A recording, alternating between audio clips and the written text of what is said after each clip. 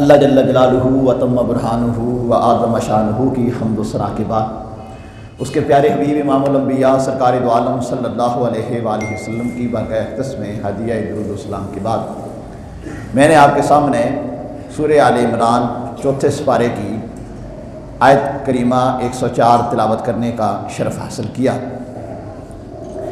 اللہ رب العالمین نے اس آیت مبارکہ میں ارشاد فرمایا وَلْتَكُن مِّنكُمْ أُمَّةٌ يَدْعُونَ إِلَى الْخَيْرِ وَيَأْمُرُونَ بِالْمَعْرُوفِ وَيَنْهَوْنَ عَنِ الْمُنكَرِ۔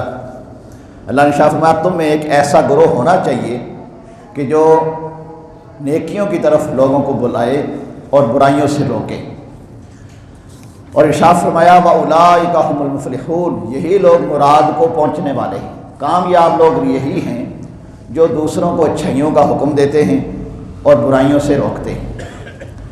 نبی پاک صلی اللہ علیہ وآلہ وسلم کی امت مبارکہ میں یہ افراد رہے اور قیامت تک رہیں گے۔ ان پاکیزہ ہستیوں میں سے ایک ہستی پیران پیر روشن ضمیر محبوب سبحانی قطب ربانی شہباز لامکانی سید عبدالقادر جیلانی رحمۃ اللہ تعالیٰ علیہ، آپ کا ذکر خیر اس ماہ مبارک میں ہوتا ہے اور ہو رہا ہے، اور آپ کے کارنامے کہ آپ نے کیا کام کیے جس کی وجہ سے ہر مہینے میں آپ کا ذکر خیر پوری دنیا میں ہر مسجد میں ہو رہا ہے۔ اس لیے کہ جو اللہ کا پیارا بن جاتا ہے پھر اللہ رب العالمین لوگوں کے دلوں میں اس کی محبت عام کر دیتا ہے، پھر لوگ اس کی محبت کرتے نہیں، اللہ اپنے پیاروں کی محبت اپنے پیاروں سے کرواتا ہے۔ لوگ اس کا اظہار کرتے نہیں، اس کا ذکر کرتے نہیں، اللہ ان کا ذکر کرواتا ہے، لیکن کراتا ان سے ہے جن سے اللہ کو پیار ہوتا ہے، ہر بندہ ان کا ذکر خیر نہیں کرتا۔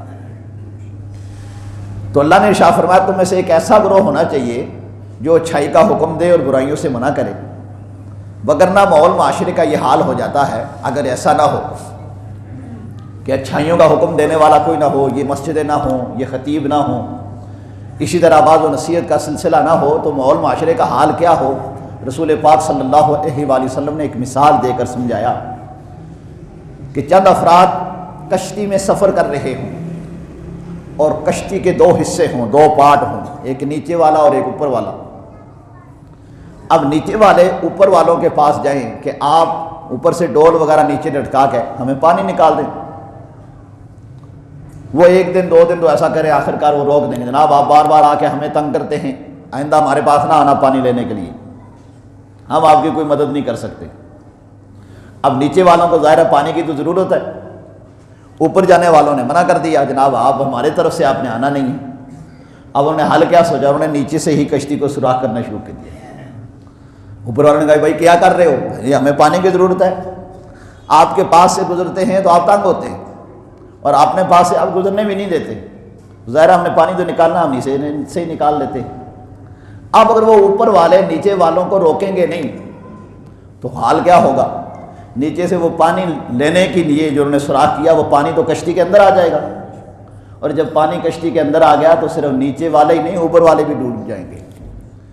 یہی صورتحال ہوتی ہے ماحول معاشرے میں برائیوں کی، کہ جب ساتھ کا ہمسایہ، اس کا بچہ، آپ کا بھتیجا، آپ کا بھانجا کوئی برا کام کرتا ہے اور آپ کو پتہ ہوتا ہے یہ کر رہا ہے، آپ کہتے ہیں سانو کی جی سانو کی، تو پھر ہوتا کیا ہے اس کا انجام، آج اس کا بچہ اس برائی میں مبتلا ہے، نشہ کر رہا ہے، برے دوستوں میں بیٹھ رہا ہے، چوراہوں میں بیٹھتا ہے، شراب پیتا ہے، کل وہ آپ کے بچے کو بھی ساتھ ملا لے گا۔ اب اس کی کشتی، ساتھ والے کی کشتی، ہمسائے کی کشتی تو پہلے ڈوب چکی تھی، آپ کی بھی ساتھ ڈوبے گی۔ حل کیا تھا اس کا؟ حل یہ تھا کہ جس بندے نے بھی جہاں برائی کو دیکھا اسے وہ روکے۔ من رأى منکم منکرا فلیغیرہ بیدہ فإن لم یستطع فبلسانہ فإن لم یستطع فبقلبہ۔ کریم آقا صلی اللہ علیہ وآلہ وسلم نے ارشاد فرمایا جو بندہ تم میں سے برائی کو دیکھے اسے چاہیے کہ اگر اس کے پاس طاقت اور قوت ہے تو ہاتھ سے روکے، اور یہ کام سربراہ کا ہے، اگر وہ سربراہ مملکت ہے تو اس کی ذمہ داری میں شامل ہے کہ ماحول معاشرے میں جہاں شراب خانے کھلے جا رہے ہیں، جہاں چرس بھنگ عام ہو رہی ہے، جہاں نشہ عام ہے، اصل اس بنیاد کو ختم کریں، یہ اس کی ذمہ داری ہے۔ لیکن اگر وہ ایسا نہ کرے تو کیا باقی لوگ خاموش ہو جائیں؟ فرمایا نہیں، علماء کہتے رہے فَإِن لَّمْ يَسْتَطِعْ فَبِلِسَانِهِ، اگر وہ ایسا نہیں کرتے تو طاقت زبان سے ہے تو زبان سے کہو. آپ کا بچہ جوان ہو گیا ہے، آپ ہمسائے کے بچے کو مار نہیں سکتے، اپنے بھتیجے بھانجے کو نہیں مار سکتے کہ جناب رشتہ داریاں خراب ہو جائیں گی، زبان سے کہہ تو سکتے ہیں. اور اگر ایسا بھی نہیں ہے تو فبقلبہ ہی، تو پھر سرکار نے ارشاد فرمایا پھر دل میں کم از کم برا جانے. اور دل میں برا جانے کا یہ مطلب بھی نہیں کہ ان کے ساتھ تعلقات بھی رکھے، بیٹھنا اٹھنا بھی رکھے، بول چال بھی رکھے اور دل میں کہ جی میں برا جانتا ہوں، نہیں. پھر ان سے تعلقات ختم کر دے، پھر ان سے دوری اختیار کرے. اور یہ اسی وقت ہو سکتا ہے جب بندے کے پاس علم ہوگا کہ میں نے برائی کو روکنا ہے، تو پتہ پہلے ہوگا نا برائی ہے کیا ہے. اچھائی کا حکم دینا ہے تو پہلے پتہ ہوگا نا اچھائی ہے کیا ہے، تو پھر ہی روکے گا اور پھر یہ اچھائی کا حکم دے گا.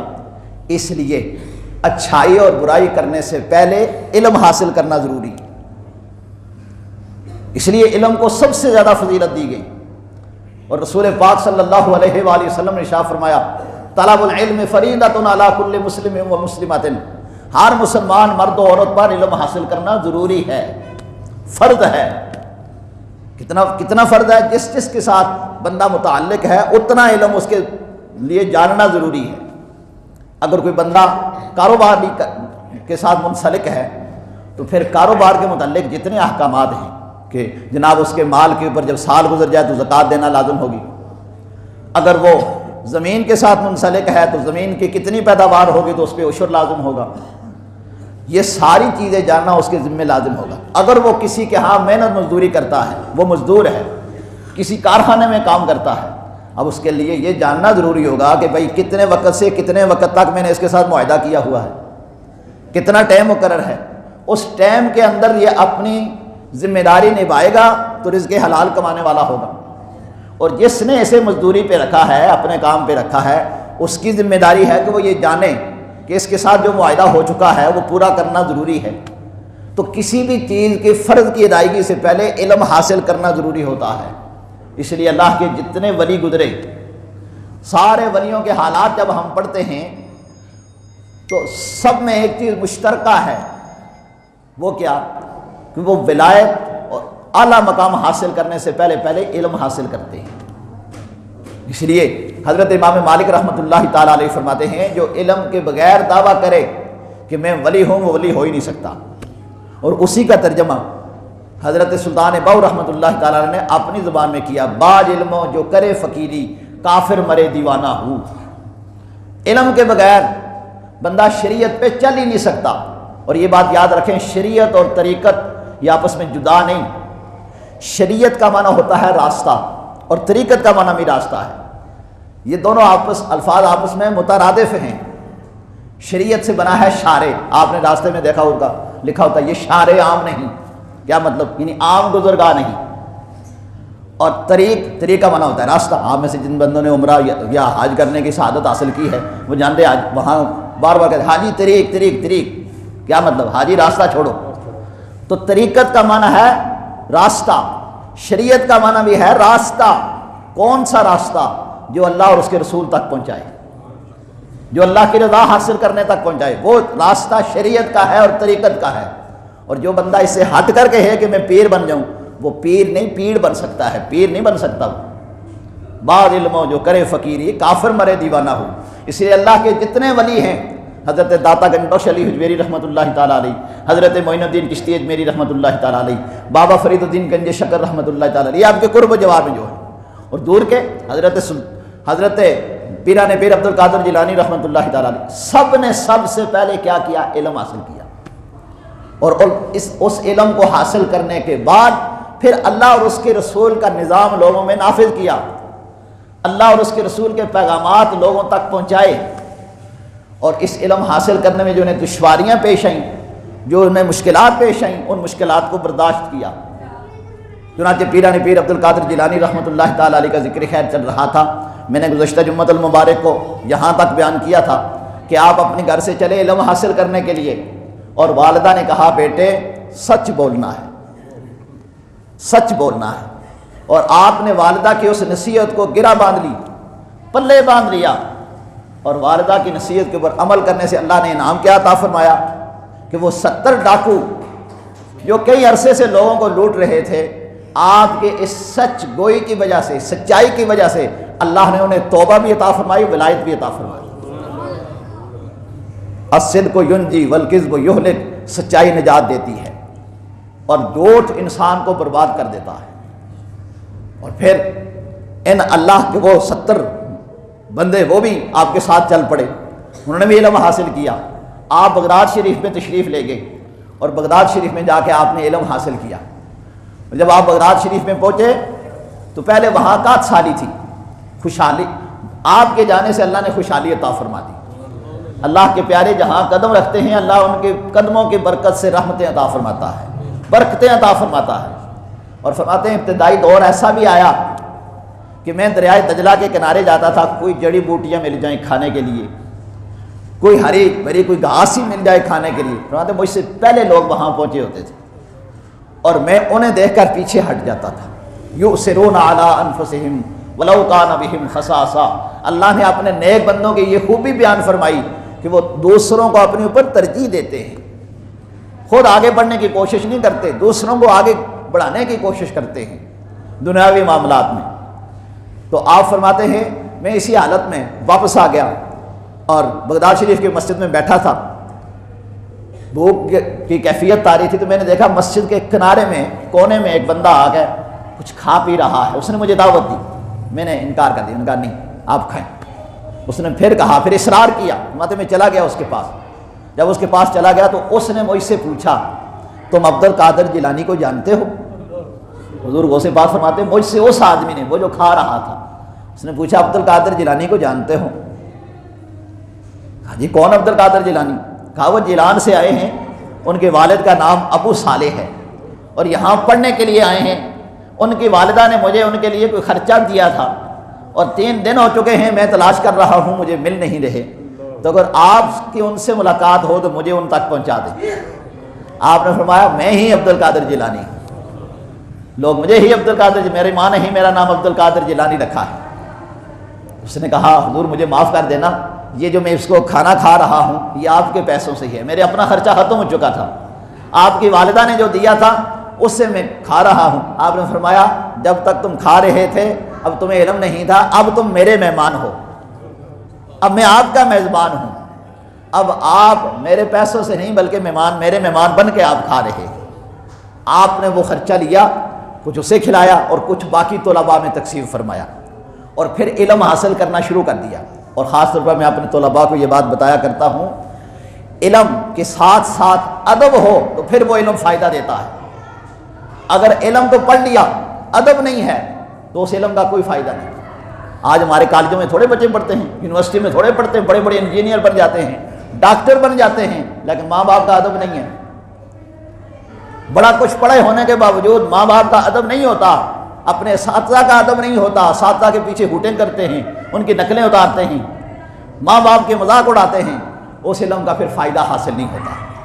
علم سے اگر فائدہ حاصل کرنا ہے تو ادب، با ادب با نصیب اور بے ادب بے نصیب، یہ بات پلے باندھ لے، کیونکہ جو با ادب ہوتا ہے اس سے ہی وہی اپنی منزل مراد تک پہنچ سکتا ہے، جو بے ادب ہوتا ہے وہ کبھی منزل مراد تک نہیں پہنچ سکتا۔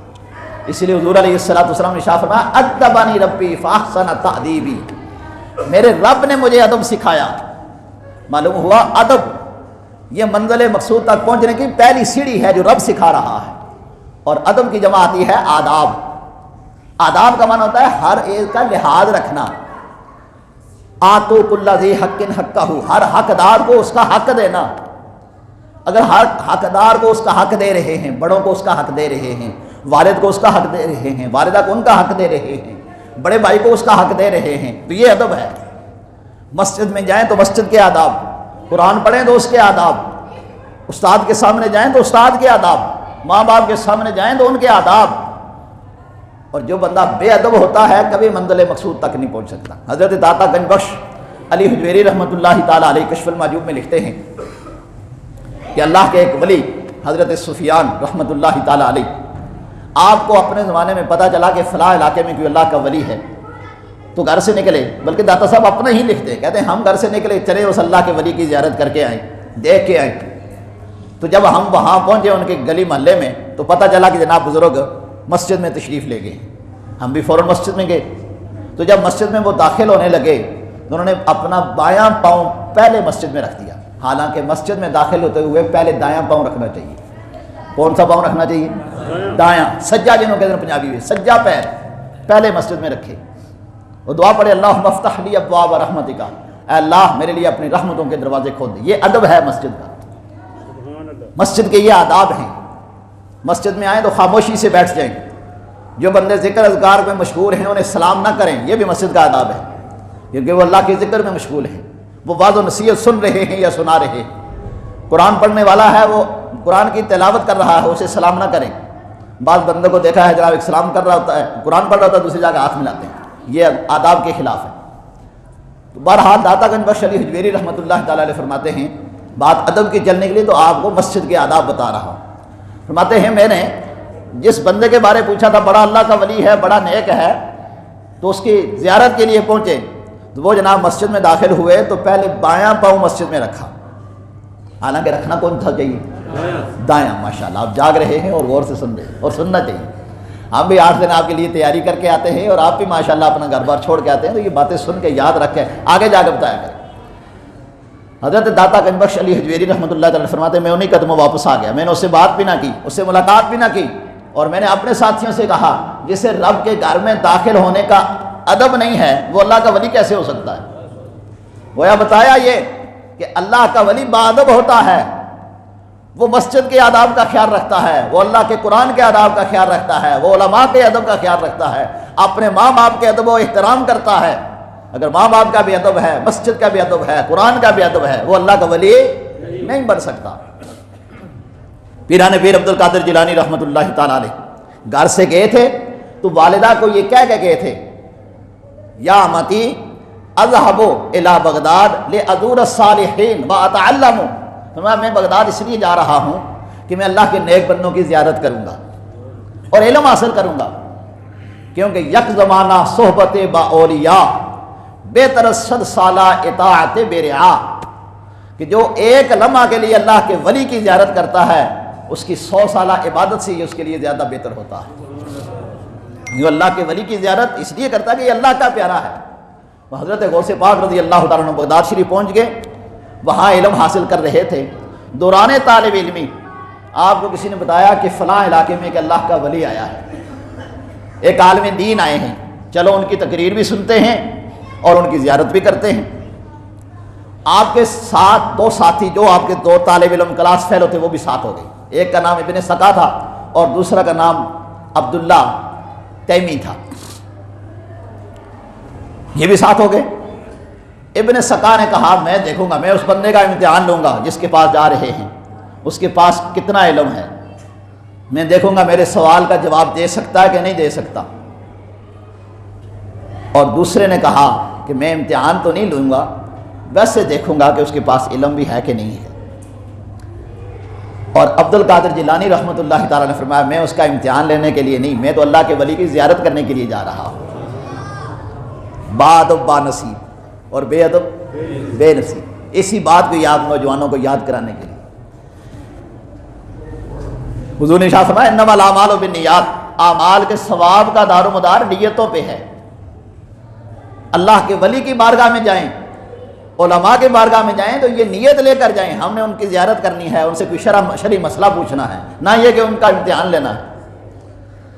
اچھی نیت سے جائیں گے تو انعام ملے گا. میں نے یہ بات آپ کو پہلے بھی بتائی. تفسیر نعیمی میں مفتی احمد یار خان نعیمی رحمۃ اللہ تعالیٰ نے لکھا ہے کہ حضرت آدم علیہ السلام کو رب نے تخلیق فرمایا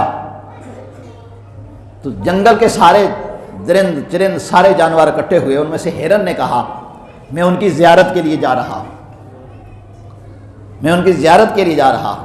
ہرن آپ کی زیارت کے لیے آیا اور جب واپس گیا تو ہرن سے خوشبو آ رہی تھی. اس کی ناک میں اللہ نے کستوری کو پیدا فرما دیا. اب یہ کستوری عنبر جسے عربی میں کہتے ہیں یہ ہرن کی ناک سے نکلتا ہے. باقی جانوروں کے پاس سے گزرا تو خوشبو آتی تھی. کہا یہ تو خوشبو کیسی؟ اس نے کہا آدم علیہ السلام کی زیارت کر کے آیا ہوں. اللہ کے پیاروں کی زیارت کے کیا انعامات ملتے ہیں. اب باقی جانوروں نے کہا ہم بھی جاتے ہیں، ہم بھی جا کے جناب ان سے خوشبو لے کے آئیں گے. تو باقی جب گئے تو وہ خالی آئے. اب انہوں نے ہرن سے پوچھا کہ تو گیا, تجھے خوشبو مل گئی, ہمیں کیوں نہیں؟ میں کہا, ہرن نے کہا میں خوشبو لینے نہیں گیا تھا, میں تو زیارت کرنے گیا تھا. میری نیت زیارت کی تھی, تمہاری نیت خوشبو لینے کی تھی. تو اپنے اپنے مرادیں ہوتی ہیں, اپنی اپنی چاہتیں ہوتی ہیں. کئی بندے داتا دربار جاتے ہیں, اللہ کے ولی کے پاس جاتے ہیں اپنی مرادیں لے کر. کوئی کہتا جناب میں اتنے جا کے ہوا کھانے جی, کوئی کہتا جناب میں اتنے جا کے مچھلی کھانی ہے. جو جو چاہتے لے کے جاتا ہے وہ مل جاتی ہے. لیکن کئی اللہ والے اس لیے جاتے ہیں ہم نے اللہ کے ولی کے پاس جا کر اللہ کا قرب حاصل کرنا ہے, حضور کی بارگاہ میں جا کر سفارش کرنی, عرض کرنی, یا رسول اللہ کل قیامت کے دن میری سفارش فرما دیں. بس ان کے بیڑے پار. جو بندہ جو مراد لے کے جاتا ہے وہی اسے ملتی ہے. تو عبد القادر جیلانی رحمۃ اللہ تعالیٰ علیہ تینوں ساتھی اکٹھے ہو گئے دوران طالب علمی, اور کہا کہ جناب پتہ چلا ہے فلاں علاقے میں ایک عالم دین تشریف لائے ہیں, ان کی زیارت کے لیے جاتے ہیں. تو ایک نے کہا جناب اتنا بڑا سوال کروں گا کہ میرے سوال کا جواب نہیں دے سکے گا. دوسرے نے کہا نہیں, یہ تو گستاخی کی بات ہے, سوال میں بھی کروں گا لیکن دیکھوں گا کہ صاحب علم بھی ہیں کہ نہیں ہیں. اور عبد القادر جیلانی رحمۃ اللہ تعالیٰ نے فرمایا نہ میں سوال کرنے کے لیے جا رہا ہوں, نہ ان کا امتحان لینے کے لیے جا رہا ہوں, میں تو ان کی زیارت کے لیے جا رہا ہوں. اور جب یہ تینوں طالب علم اس اللہ کے ولی کے پاس حاضر ہوئے تو وہ اللہ کے ولی جلال میں آ گئے اور ابن سقا سے کہا, ابن سقا تیرا سوال یہ تھا, تو یہ سوچ کے آیا تھا کہ میں یہ سوال کروں گا اور میرے سوال کا جواب نہیں دے سکیں گے, ان کا سر چکرا جائے گا. سن, تیرا سوال یہ ہے اور اس کا جواب یہ ہے, اور تیرا انجام یہ ہے, تو بڑا علم پڑھے گا اور آخر کار مردود ہو کر بے ایمان ہو کر مرے گا, کیونکہ تو نے اللہ کے ولی کی گستاخی کی. من عاد علی ولی فقد آذنتہ بالحرب, حدیث قدسی رب فرماتا ہے جو میرے ولی سے دشمنی کرتا ہے وہ میرے ساتھ اعلان جنگ کرتا ہے. اور علی بن تیمی کی طرف متوجہ ہو کر کہا کہ تمہاری گستاخی اتنی بڑی نہیں تھی, تم نے صرف یہ سوال کیا, تم نے اپنے ذہن میں یہ سوال سوچے تھے کہ میں یہ سوال کروں گا, دیکھوں گا میرے سوال کا جواب بھی دے سکتے ہیں کہ نہیں. سنو تمہارے سوالات یہ ہیں, ان کے جوابات یہ ہیں. تم بھی دنیا کی دولت بڑی اکٹھی کرو گے, دولت تمہارے پاس بڑی آ جائے گی, لیکن آخر کار کیونکہ تم نے گستاخی اتنی بڑی نہیں کی, تم حالت ایمان سے ہی اس دنیا سے جاؤ گے. اور عبد القادر جیلانی رحمۃ اللہ تعالیٰ علیہ کی طرف متوجہ ہو کر کہا عبد القادر تو نے ادب کیا, تو نے احترام کیا, اور اس کا انعام یہ ہے میں وہ لمحہ دیکھ رہا ہوں کہ بغداد کی سب سے بڑی مسجد جامع مسجد میں آپ ممبر پہ تقریر کر رہے ہوں گے اور آپ اعلان کریں گے قدمی ہادہ الی رکبۃ کل ولی اللہ, میرا یہ قدم اللہ کے ہر ولی کی گردن پر ہے.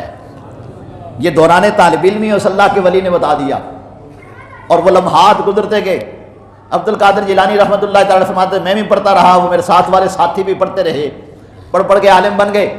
اور جب عالم بن گئے تو وہ ابن سقا جس نے کہا تھا ایسا سوال کروں گا دماغ چکر آ جائے گا, وہ بہت بڑا مناظر بن گیا. یہاں تک کہ عیسائیوں کے پادریوں کے ساتھ مناظرے کرتا تھا, اور روم کے بادشاہ نے اسے اپنے پاس بلایا, اپنے پادری کے ساتھ مناظرہ کرایا, مناظرہ یہ جیت گیا. روم کے بادشاہ نے کہا تو ہمارے پاس ملازم رہ جا, تو بڑا علم والا آدمی ہے, ہم تجھے وفاقی وزیر بنا دیتے ہیں. اسے اپنا وزیر بنا لیا, اور بادشاہ نے اپنی بیٹی کی پیشکش کی. اب وہ بادشاہ بھی عیسائی تھا, اس کی بیٹی بھی ظاہر ہے عیسائی تھی. تو یہ جو بڑے مولوی صاحب بنے ہوئے تھے یہ اس کی بیٹی کے پیچھے اپنا ایمان چھوڑ بیٹھے. ابن سقا پیچھے اس ولی نے کہا تھا وقت آئے گا تو مردود ہو کر مرے گا. اب اس لڑکی کے پیچھے ہو گیا. اس لڑکی نے کہا میں نکاح کرتی ہوں لیکن شرط یہ ہے اپنا ایمان چھوڑے گا تو مسلمان ہے, میں عیسائی ہوں, میں تیرے ساتھ نکاح کرنے کے لیے تیار نہیں جب تک کہ اپنا مذہب نہ چھوڑے. اس نے کہا بھی چھوڑ دیتا ہوں. نعوذ باللہ من ذالک. اس بد نصیب نے اس عورت کی خاطر مذہب چھوڑ دیا, اسلام چھوڑ دیا, اور پھر ہوا انجام کیا ہوا, آخر کار بے ایمان ہو کر اس دنیا سے گیا. وہ اللہ کے من گفتہ اللہ بود گرچہ از حلقوں میں عبداللہ بود, اللہ کے بندے کے منہ سے جو بات نکل جاتی ہے وہی ہو کے رہتی ہے. اور دوسرا حضرت عبداللہ جو پیران پیر عبد القادر جیلانی رحمۃ اللہ تعالیٰ علیہ کے دوسرے ساتھی تھے, وہ کہتے ہیں میں نے علم حاصل کیا اور محکمہ اوقاف میں بھرتی ہو گیا, بڑی میرے پاس دولت آئی, لیکن آخر کار اللہ نے میرے اوپر یہ کرم نوازی کی کہ میں حالت ایمان سے ہی اس دنیا سے گیا. اور عبد القادر جیلانی رحمۃ اللہ تعالیٰ علیہ جنہوں نے ادب کیا تھا, بادب بانصیب. اسی بات کو آپ کو یاد کرانا, اپنے ماں باپ کا ادب کرو, اپنے اساتذہ کا ادب کرو, اپنے بڑوں کا ادب کرو، سفید داڑھی کا ادب کرو، عالم دین کا ادب کرو، با ادب با نصیب۔ اللہ کے ولی کے دربار پہ جاؤ، ادب کرو، احترام کرو، لیکن احترام کا مطلب یہ بھی نہیں کہ ان کو سجدہ کرو، سجدہ ہرگز جائز نہیں ہے، سجدہ صرف اللہ کی ذات کو، احترام با ادب۔ عبد القادر جیلانی رحمۃ اللہ تعالی علیہ فرماتے ہیں وہ وقت آ گیا، میں نے علم حاصل کیا، اور علم حاصل کرنے کے بعد جب وعظ و نصیحت کی باری آئی، اب ایران یہاں فارسی زبان بولی جاتی تھی، تو آپ فرماتے ہیں مجھے حضرت علی نبی پاک صلی اللہ علیہ وآلہ وسلم کی زیارت نصیب ہوئی، اور سرکار نے ارشاد فرمایا عبد القادر جیلانی تم نے علم حاصل کر لیا، اب لوگوں کو وعظ و نصیحت کیا کرو، میرا کلام لوگوں تک پہنچایا کرو، تامرون بالمعروف وتنہون عن المنکر، تمہاری شان یہ ہے، جو قرآن کی آیت آپ کے سامنے تلاوت کی، تم لوگوں کو اچھائیوں کا حکم دو، برائیوں سے روکو۔ اب تم اس منصب تک پہنچ آئے ہو کہ لوگوں کو اچھائیوں کا حکم دے سکتے ہو، برائیوں سے روک سکتے ہو۔ تو عبد القادر جیلانی رحمۃ اللہ تعالیٰ علیہ فرماتے ہیں میں نے عرض کی یا رسول اللہ میں اجمی ہوں، عربی نہیں ہوں، اور میرے سامنے بڑے بڑے فصحاء، بڑے بڑے بلغاء علماء آتے ہیں، تو میں کیسے ان کو تبلیغ کر سکوں گا؟ جھجک ہوتی ہے، بڑے بڑے ہمارے پاس طلباء پڑھتے ہیں، 7ویں 6ٹھے سال میں پہنچ جاتے ہیں، لیکن وہ تقریر نہیں کر سکتے، کہتے استاد جی ڈر لگتے ہیں، جھجک ہوتی ہے۔ تو یہ ابتدائی جھجک بولنے سے ہی آتی ہے۔ عبد القادر جیلانی رحمۃ اللہ تعالیٰ نے عرض کی یا رسول اللہ مجھے جھجک ہے، میرے سامنے عرب کے بڑے بڑے لوگ بیٹھے ہوں گے، تو میں ان کے سامنے کیسے تقریر کر سکوں گا؟ تو رسول پاک صلی اللہ علیہ وآلہ وسلم نے ارشاد فرمایا افتفا، فرمایا اپنا منہ کھولو۔ سبحان اللہ۔ اب پیران پیر عبد القادر جیلانی رحمۃ اللہ تعالیٰ علیہ فرماتے ہیں میں نے منہ کھولا، رسول پاک صلی اللہ علیہ وآلہ وسلم نے 7 مرتبہ اپنا وہ لحاف دہن مبارک جو کھاری کنویں میں ڈالا تو کنواں میٹھا ہو گیا، جو حضرت علی کی دکھتی ہوئی آنکھ پہ لگا تو آنکھ تندرست ہو گئی، جو حضرت ابو بکر صدیق رضی اللہ تعالیٰ عنہ کی ایڑی پہ لگا تو ایڑی ٹھیک ہو گئی، جو حضرت قتادہ کی آنکھ پہ لگا تو آنکھ پہلے سے زیادہ روشن ہو گئی۔ کریم آقا صلی اللہ علیہ وآلہ وسلم نے وہ لحاف دہن مبارک 7 مرتبہ میرے منہ میں ڈالا۔ سبحان اللہ۔ فیض نہ ہوگا تو کیا ہوگا؟ اللہ اکبر، یا رسول اللہ صلی اللہ علیہ وسلم، یا علی، یا غوث اعظم دستر اللہ۔ فرماتے ہیں سرکار دو عالم صلی اللہ علیہ وسلم نے مجھے فیض عطا فرمایا۔ اب فرماتے ہیں میرے اندر علم کا دریا موجے مارنے لگا۔ دوسرا دن ہوا تو حضرت علی شیر خدا رضی اللہ تعالیٰ عنہ کرم اللہ وجہ الکریم، انا مدینۃ العلم والی بابھا، علم کا شہر ہیں، حضور نے کہا انا مدینۃ العلم والی بابھا، میں علم کا شہر ہوں، علی اس کا دروازہ ہے۔ وہ علی جو علم کا دروازہ جہاں سے علم ہو کے آتا ہے، وہ حضرت علی شیر خدا تشریف لائے، اور وہی بات کہی جو کریم آقا صلی اللہ علیہ وآلہ وسلم نے فرمائی تھی کہ پیارے واز کیوں نہیں کرتے، اللہ کا پیغام لوگوں تک کیوں نہیں پہنچاتے؟ تو عبد القادر جیلانی رضی اللہ تعالیٰ عنہ فرماتے ہیں میں نے پھر وہی بات عرض کیا، میرے آقا کریم میں کیسے واز کروں، میں اجمی ہوں، لوگ عربی بھی جانتے ہیں، مجھے جھجک آتی ہے۔ فرمایا افتفا ہو، منہ کھولو۔ اب حضرت علی شیر خدا رضی اللہ تعالیٰ عنہ نے 6 مرتبہ اپنا لحاف دہن مبارک ان کے منہ میں ڈالا اور عرض کی اے شیر خدا آپ نے 7 مرتبہ کیوں نہیں کیا؟ فرمایا 7 مرتبہ میرے آقا نے ڈالا تھا، میں تو ان کے ادب کرتے ہوئے 6 مرتبہ ایسا کیا۔ اللہ اکبر، یا رسول اللہ، یا علی، یا غوث اعظم دستگیر۔ اب فیض مصطفی بھی ہے، فیض مرتضوی بھی ہے، سرکار کا فیض بھی ہے، حضرت علی شیر خدا کا فیض بھی ہے۔ اور پھر آپ نے تبلیغ جب شروع کی تو بغداد کی جامع مسجد میں آپ جب خطاب فرماتے تھے تو ایک ایک خطاب پہ 5-5 ہزار یہودی مسلمان ہو کر مسجد سے نکلتے تھے، اور کئی لاکھ کئی ہزاروں بندے جو فاسق و فاجر ہوتے، جو گناہوں میں مبتلا ہوتے، آپ کی بارگاہ میں حاضر ہو کر وہ توبہ کر کے اللہ کے راستے میں وہ پھر ولی بن کے نکلا کرتے۔ تو یہ منصب، یہ تبلیغ کا منصب، یہ اللہ اور اس کے رسول کا پیغام پہنچانا، یہ کوئی معمولی کام نہیں ہے، یہ بہت بڑا کام ہے۔ اس لیے اللہ نے شاہ فرمایا کنتم خیر امۃ اخرجت للناس تأمرون بالمعروف وتنہون عن المنکر تم بہترین امت ہو، تامرون بالمعروف، تم لوگوں کو اچھائی کا حکم دیتے ہو۔ تو جب تک یہ امت اچھائی کا حکم دیتی رہے گی، یہ اچھائی پہ قائم رہے گی، یہ اللہ کی بارگاہ میں مقبول رہے گی، اور یہ طریقہ کار ہر زمانے میں ہوتا رہا۔ آج چونکہ ربیع الثانی کی یہ 18 تاریخ کل پرسوں گزری ہے، اس میں حضرت محبوب الہی دہلوی رحمۃ اللہ تعالیٰ علیہ، جو حضرت بابا فرید الدین گنج شکر رحمۃ اللہ تعالیٰ علیہ کے مریدوں میں سے تھے، اور آپ بھی سید زادے تھے، آپ کا عرس پاک ان دنوں میں جاری و ساری ہے۔ آپ کے حالات میں پڑھ رہا تھا تو یہ اللہ والے کیسے مخلوق خدا کے اوپر ترس کھاتے ہیں۔ آپ کے پاس وقت کا حاکم، اس نے اپنا نمائندہ بھیجا کہ حضور کوئی دعا فرما دیں، میں لوگوں کے ساتھ خدا ترسی کر سکوں۔ تو آپ نے وضو فرمانے کے بعد اپنا چہرہ صاف کیا اور اپنا رومال عطا کیا، فرمایا یہ جا کر بادشاہ کو کہہ دینا جب رات کو سونے لگے نا تو یہ اپنے سر پہ لے لیا کرے۔ اس بندے نے، اس آنے والے نے، سفیر نے وہ رومال لے جا کر بادشاہ کے پاس پیش کر دیا۔ بادشاہ جب صبح اٹھا تو اس نے شہر میں ہلچل مچا دی، نے کہا فلاں گھر میں چلے جاؤ، فلاں گھر میں ڈاکو رہتا ہے، فلاں گھر میں زانی ہے، فلاں گھر میں فلاں بندہ ہے، اسے گرفتار کر کے لایا جائے۔ اب وہ جو بندہ آپ کا رومال لے کر گیا تھا وہ واپس آپ کے پاس آیا، حضور آپ کے رومال میں تو کمال کر دیا۔ بادشاہ رات کو سوتا ہے، صبح اٹھ کے بتا دیتا ہے فلاں گھر میں چوری ہو رہی ہے، فلاں گھر میں زنا ہو رہا ہے، فلاں گھر میں فلاں چیز ہو رہی ہے، تو ملک میں تو ہلچل مل چکی ہے۔